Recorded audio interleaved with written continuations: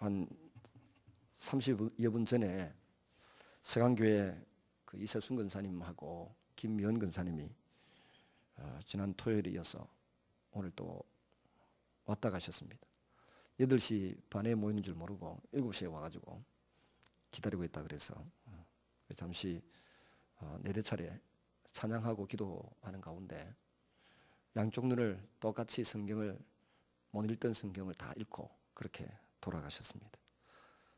죽어서 천당 갔다는 이야기 아니고 자기 집으로 돌아갔다는 이야기입니다. 저는 그런 일을 수시로 늘 보면서 제일 당혹스럽고 잘 이해가 안 되는 것이 저입니다. 내 앞에 아무것도 없고 내 옆에 눈에 보이는 것 아무것도 없는데 사람들이 안 들리던 길을 들린다 그러고 글을 못 읽던 눈으로 글을 다 보고 읽고 우리 김경래 집사님이 뒤에서 보고 있다가 신이 났는지 우리 그 기도문을 이거나 가지고 와서 해가지고 주가지고 2장 들고 그분들이 가셨어요. 여러분 이런 일을 볼 때 사실이 눈이 안 보이는 것은 고통이고 절망이고 그렇잖아요. 그 뭐 이곳저곳 병원 가도 뾰족한 답이 없고 참 불행한 일입니다. 근데 기도 응답을 경험해보고 나면 그 고통스러운 일의 목적이 분명히 있다는 겁니다. 하나님의 메시지가 그 속에 숨어 있다는 거죠. 고통은 첫째는 내가 연약한 인간이라고 하는 것을 깨닫게 하는 효과가 있습니다. 내가 별 수 없는 연약한 인간이구나. 둘째는 고통을 통해서 하나님이 주시려고 하는 유익이 있는데 그건 바로 하나님 앞으로 점점 더 가까이 다가가서 기도하게 하는 것입니다. 그래서 하나님과의 친밀한 사귐을 사모하고 매달리게 하는 그런 효과가 있습니다. 세 번째는 이제 고통을 통해서 우리가 이 한많고 괴로운 일이 많고 눈물이 많고 염려와 근심이 많은 세상을 떠나 그것이 전혀 없는 하나님 나라 천국으로 가야 되겠다고 하는 소망을 분명하게 우리 마음속에 품도록 만들어주는 그런 기초, 발판 뭐 이런 효과가 있다고 봅니다. 근데 어떤 사람은 한 번에 다 사라지고 낫고 어떤 사람은 또 여러 차례 시간이 걸리는 것을 보게 될 때 그것은 우리의 마음이 하나님 앞으로 완전히 고정되고 이건 우연이 아니라 하나님의 역사였다라고 하는 것을 분명하게 고백하도록 하기 위한 조치가 아니겠나 그렇게 생각합니다. 이스라엘 백성들이 에집트에서 10가지 재앙을 목격하면서 그들은 재앙의 피해자가 되지 않고 에집트 사람들만 재앙의 피해자가 되었습니다. 이 10가지 재앙이 쏟아진 기간이 총 6개월이잖아요. 하나님은 단번에 이스라엘 백성들을 독수리 날개로 업으시든 구름에 태우시든 에집트를 탈출시킬 수 있는 그런 전능하신 능력을 가지고 계신 분입니다. 근데 하나님이 6개월에 걸쳐서 차근차근 에집트는 멸망시키고 또 에집트 사람들이 신뢰하던 우상들은 힘을 발휘하지 못하게 만들고 하나님의 이름은 높아지고 하나님은 두려움의 대상과 경외의 대상이 되도록 만들었습니다. 그리고 이스라엘 백성들의 가슴 속에 또 내리 속에는 절대로 지워지지 않을 하나님의 이름이 새겨졌습니다. 나는 스스로 있는 자 여호와 야훼이다 라고 하는 이름이 새겨졌고 또 하나님이 자신들을 사랑하신다고 하는 것, 특별히 에집트 사람들과 자신들을 구별을 하여 생각하신다고 하는 것, 이걸 분명히 이제 느끼고 확신하고 그것을 붙들고 살아갈 수 있도록 훈련시키는 기간이 6개월이나 필요했다는 겁니다. 기적 하나로 구출해낼 수 있습니다. 10번째 장자재앙의 기적을 그걸 그냥 첫 번째 재앙으로 내려도 충분히 에집트 탈출하는 데는 문제가 없었을 텐데 그렇게 피, 이, 개구리, 파리, 그 다음에 독종, 우박 이런 여러 가지 재앙을 거쳐가면서 에집트 사람들이 항복하게 만들고 하나님의 백성들은 특별히 그 재앙에서 보호를 받고 은혜를 덧입는 것을 경험하면서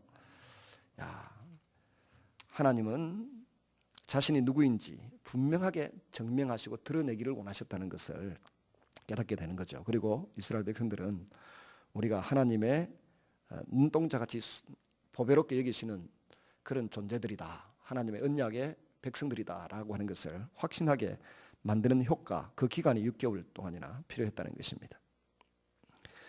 여러분 근데 오늘 본문에 보면 하나님께서 바로와 애굽에 강력한 처벌을 내리겠다고 말씀하시면서 모세에게 가라 그럽니다. 그러니까 모세는 아니 이스라엘 백성들도 내 말을 안 듣는데 바로가 내 말을 듣겠습니까? 못 가겠습니다. 그렇게 대답을 하죠. 그래서 하나님은 또 거듭되는 설득을 또 하십니다. 앞에 3장과 4장에서 5차례에 걸쳐서 설득했던 하나님이 오늘 6장에서 또 6번째 설득을 합니다. 내가 지었다 아이가 가봐라. 나는 입술이 둔한 자입니다. 바로에게 어떻게 가겠습니까? 그러니까 또 아론을 들먹이면서 하나님이 모세를 설득하시죠. 우리도 하나님이 자기 백성들을 이렇게 자상하게 설득하시는 이 마음을 본받아서 복음을 전할 때나 하나님의 일을 하려고 할 때 버럭버럭 소리나 지르고 화를 낼 일이 아니라 차분하게 설득하는 그런 심성, 그런 기술을 몸에 배울 수 있게 해야 될 줄로 믿습니다. 그 다음 1절에서 7절의 내용을 가만히 보면 1절에 보면 이제 내가 바로에게 하는 일을 내가 보리라. 하나님 주신 이 말씀은 모세로 하여금 다시 바로에게 하나님의 이름으로 나아갈 수 있게 하는 힘을 제공했습니다. 자기 힘으로 가서 무슨 일을 하겠습니까? 우리의 힘으로 해낼 수 있는 것이 많지 않습니다. 내 나이나 내 공부한 것이나 내 근력을 가지고 해낼 수 있는 일이 많지 않습니다. 근데 전혀 없진 않지만 많지 않고요. 예수 그리스도의 이름으로 할 수 있는 일은 우리가 무수히 목적을 합니다. 사랑을 베풀 수도 있고 원수를 용서할 수도 있고 악한 영을 물리치기도 하고 귀가 열리기도 하고 눈이 열리기도 하고 온갖 질병이 사라지는 일도 일어나는 것을 보게 됩니다. 우리 믿음의 사람들은 우리가 하는 행동 이면에 있는 하나님의 손길을 또 하나님의 마음을 읽어낼 수 있는 사람들이 되어야 합니다. 오늘 28절에서 30절에도 보면 하나님은 모세에게 가서 말해라 그러니까 모세가 대답하기를 저는 입이 둔해서 못합니다. 안 됩니다. 그랬습니다. 하나님은 아니다 가서 말해라. 내가 너와 함께 하겠다. 그러니까 모세는 제가 과연 해낼 수 있겠습니까? 이미 약해질 대로 약해져서 한 번의 실패에 주눅이 들어버린 이 모세가 다시 한번 일어서서 일할 수 있도록 하나님이 격려하시고 또 힘을 주시고 두들기고 계십니다. 어깨를 두들기면서 힘내라고 말씀하십니다. 내가 붙들고 너와 함께 있을 테니까 함께 일하자고 말씀하시는 하나님. 이 과정을 통해서 모세는 온유하지만 아주 강력한 리더십을 가지고 다시 바로의 왕궁으로 발걸음을 옮겨 놓을 수가 있었습니다. 물론 그 뒤에는 든든히 하나님이 서 계십니다. 오늘 우리 하나님의 자녀들이 하는 모든 일에는 이렇게 하나님이 등 뒤에서 함께하고 계심을 신뢰하는 믿음의 그 발판에서 시작되는 것이 되어야 할 줄로 믿습니다. 뭐 내 성질이나 내 지식이나 내 나이나 내 뭐 어떤 걸 가지고 나가서 할 수 있는 일이 별로 많지 않습니다. 그러나 주님이 내 아버지시고 주님이 나를 사랑하시고 주님이 나를 동력자로 삼으셔서 일하시고자 한다는 사실에 대한 분명한 믿음만 가지고 있으면 주님의 이름으로 나아가서 기이한 일들을 경험하고 체험하게 될 줄로 믿습니다. 오늘도 그 일에 쓰임 받는 여러분 되시기를 주님의 이름으로 축원합니다.